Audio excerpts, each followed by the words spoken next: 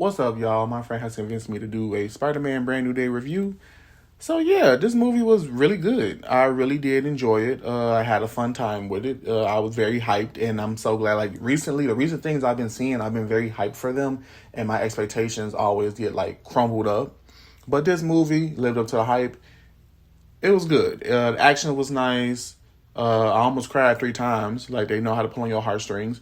And what I always loved about the Tom Holland movies is that they always feel like a movie first, and then a superhero action flick second. You know. So I did a letterbox review, and I gave it 5 stars. This is a really good movie.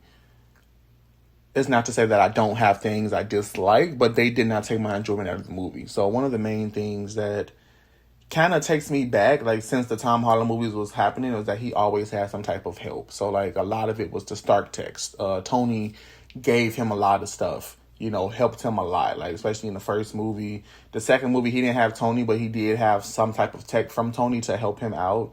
And then in the third movie, it was a bunch of threats, so it was the other two Spider-Man. So I was hoping for this movie, he was on his own. And he was on his own, but he did have some help. And I just want to see a movie where he doesn't have any type of help from anybody. It's just him. Now, of course, I'm just thinking about like the I'm thinking about the Andrew Garfield movies and the Tobey Maguire movies where they didn't have help at all. They just had themselves. And I understand back then they had licensing issues. So like they couldn't use other heroes even if they wanted to. But it just kind of made those movies feel more unique in a way, just to show like the ability of Spider-Man, just to show how strong Spider-Man is, to show that he can fight off these foes.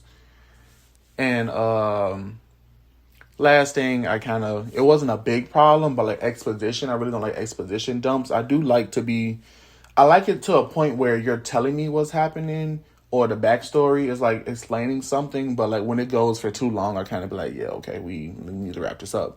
It was a good 2 times to where I'm just like, all right, let's wrap this up. And like honestly, I didn't want this movie to be long, but like with the runtime that they had, they did just enough. They did a good job. I felt like it could have been shorter, but I digress. Really good movie. I still give it 5 out of 5. That's my first 5 out of 5 on Letterboxd. I love these movies. These movies have a nice amount of like romance, comedy, feel moments, action, all that good stuff. So I highly do recommend you guys check out Spider-Man Brand New Day.